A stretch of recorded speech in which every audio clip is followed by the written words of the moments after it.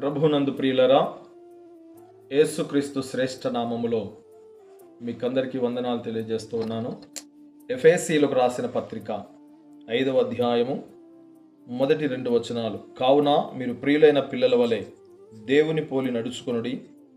క్రీస్తు మిమ్మును ప్రేమించి పరిమళ వాసనగా ఉండుటకు మన కొరకు తన్ను తాను దేవునికి అర్పణముగాను బలిగాను అప్పగించుకొనెను. అలాగుననే మీరును ప్రేమ కలిగి నడుచుకొనుడి. అపోస్తలుడైన పౌలు ఎఫెసీ సంఘానికి రాస్తూ చెబుతున్నటువంటి మాట. ఈ మాట ప్రియులరా, దేవుని సంఘమై ఉన్నటువంటి నీకు నాకు కూడా వర్తిస్తుంది. దేవుని పోలి నడుచుకోండి అని చెబుతున్నాడు. దేవుడు లోకమును ఎంతో ప్రేమించి తన కుమారుని లోకానికి పంపించాడని వాక్యం సెలవిస్తుంది. నశించిపోతున్నటువంటి మానవాళి కొరకై తన ఏకైక కుమారుడైన యేసుక్రీస్తు నాథుని భూమి మీదకి పంపించి సర్వమానవాళి పాపముల నిమిత్తమై ఆయన అర్పణంగాను బలిగాను అర్పించబడినట్లుగా చేశాడు. ప్రియులరా, ఆయన ప్రేమించిన కుమారుని లోకానికి పంపించి ఆయన పరిమళ వాసనగా ఉండుట కొరకై తనను తాను అప్పగించుకున్నాడని వాక్యం చెబుతూ ఉంది.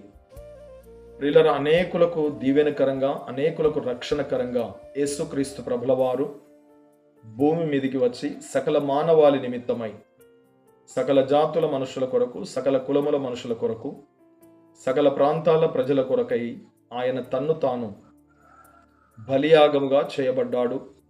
కలువరి శిలువ మ్రాను మీద వేలాడదీయబడిన వాడై సకల మనుషుల పాపముల కడుగు నిమిత్తమై నిర్దోషి అయిన ఆయన, నిష్కలంకుడైనటువంటి ఆయన తన రక్తమంతటిని కార్చి సకల మానవాళి పాపములను కడిగివేశాడు.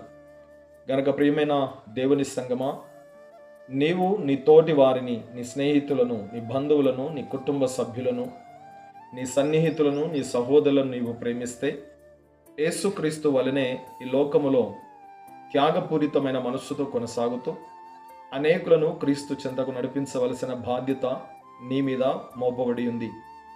ప్రియమైన సోదరి సోదరుడా, యేసుక్రీస్తు రక్తము ద్వారా కడగబడి కొనబడి పవిత్రపరచబడిన పరిశుద్ధ సంఘములో చేర్చబడిన నా ప్రియ సహోదరి సహోదరుడా, నీవు కూడా యేసుక్రీస్తు వలనే, తండ్రి అయిన దేవుని వలనే ఈ లోకమును ప్రేమించి లోకంలో జీవిస్తున్నటువంటి మనుషులందరినీ క్రీస్తు చెంతకు నడిపించవలసిన బాధ్యతను ప్రభు మనకు అప్పగించాడు. గనక మన బాధ్యతను నిర్వర్తిస్తాం.